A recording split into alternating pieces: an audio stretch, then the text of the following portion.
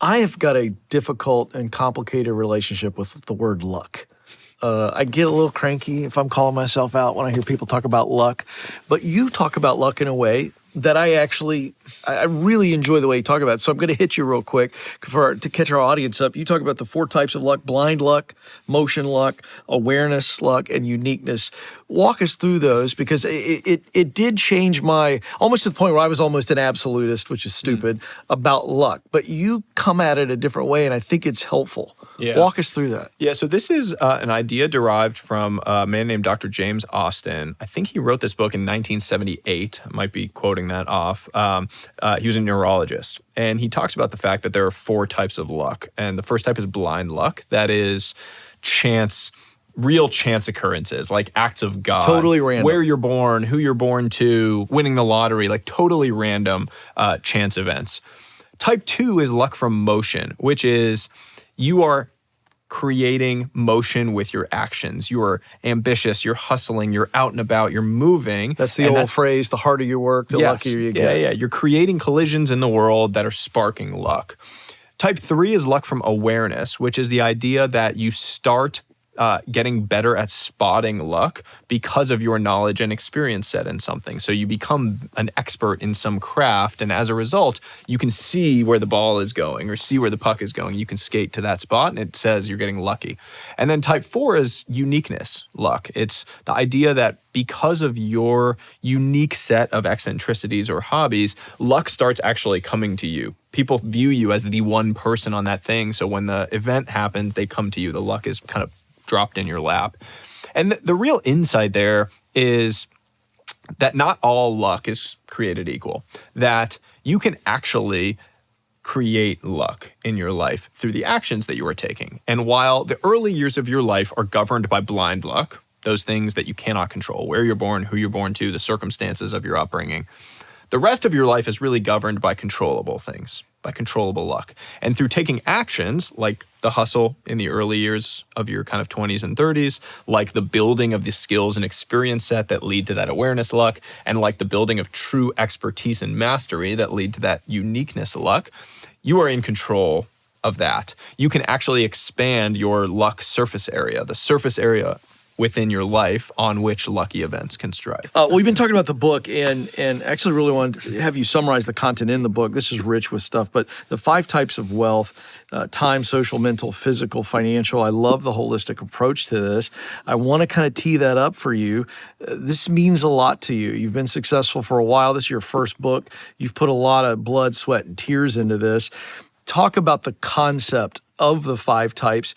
Are any of them in your mind more important than the other? Do they build off of each other? For those who are just hearing about this for the first time, I want you to unpack this. So the book is not about me, but it is a manifestation of my journey in the sense that for the first 30 years of my life, I was very, very narrowly focused on a definition of success that was sort of handed to me by someone else, and that was financial success. It's the cultural default setting that I think we all naturally find ourselves drawn towards. And the biggest reason that I see for that is because it is the most measurable. It is so easy to put a single number to your worth and your success in the world. And Peter Drucker, the management theorist, said, what gets measured gets managed. So the thing that you can measure becomes the thing that you try to optimize around, the thing that you focus on. It gets all your attention.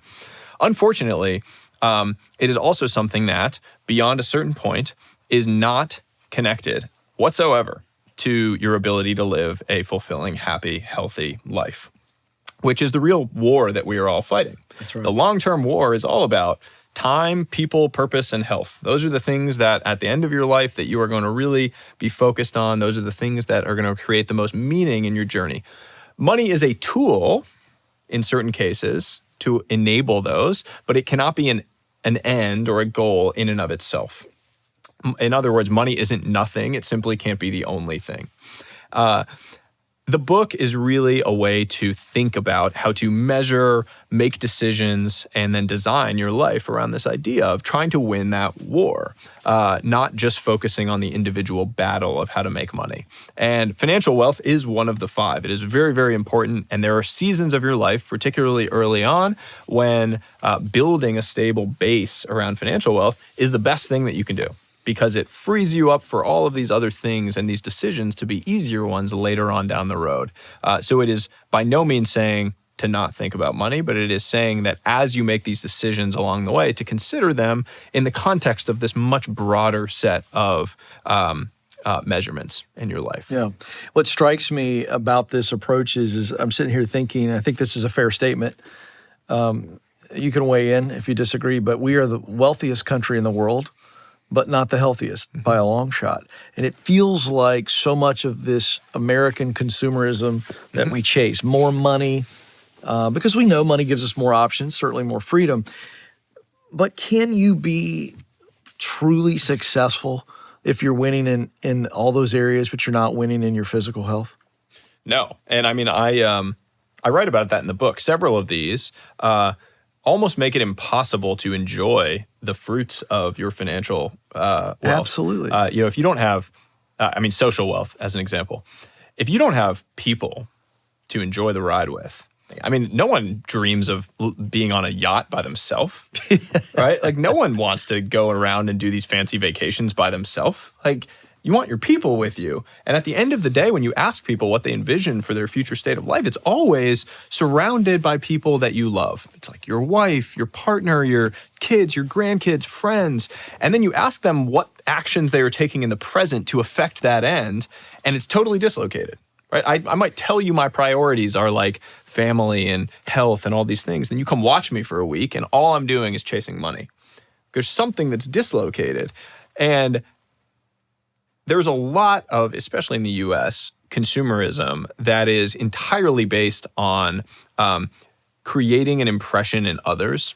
Like, I have this thing in the book. At the end of every section, at the end of each type of wealth, there's a guide.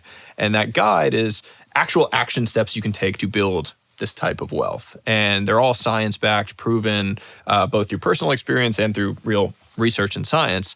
And one of the things that I have in the social wealth section is this idea of like a status test, bot status test, I call it, which is when you were going to buy something, ask yourself, would I buy this thing if I couldn't tell anybody about it? Oh. So, like, I'm going to buy a fancy watch. Would I buy this fancy watch if I couldn't take a picture of it and post it on social media, or if no one could ever see it? It just had to be purely for my own enjoyment. Would I still buy this thing?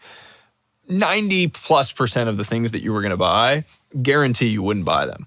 The like fancy car, like the fancy expensive car that's going to depreciate in value and be worthless in a few years is not getting you from here to your job. I've never even thought about it. You're right. Any better. It's just that you want other people to see you in it because you think that it confers a level of respect and admiration that it doesn't. Because all people do, I think Morgan Housel has talked about this, all people do is they see themselves in the car and think about how cool they would look. They don't see you and think how cool you would look. They're thinking about themselves.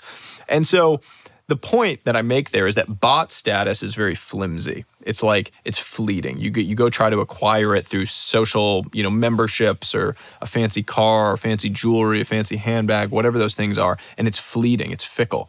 It doesn't actually earn you the respect and admiration from the people that you care about. What does is the things that you cannot buy. It's a really healthy and fit body. It's a meaningful, purpose-driven job, something that you've truly built through hard effort. It's a deep, loving relationship.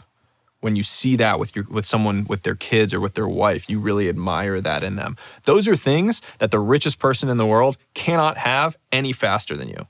Elon Musk, Jeff Bezos, I don't care how much money they have, they cannot buy a loving relationship. In fact, it's often antithetical to a loving relationship, how much money they have.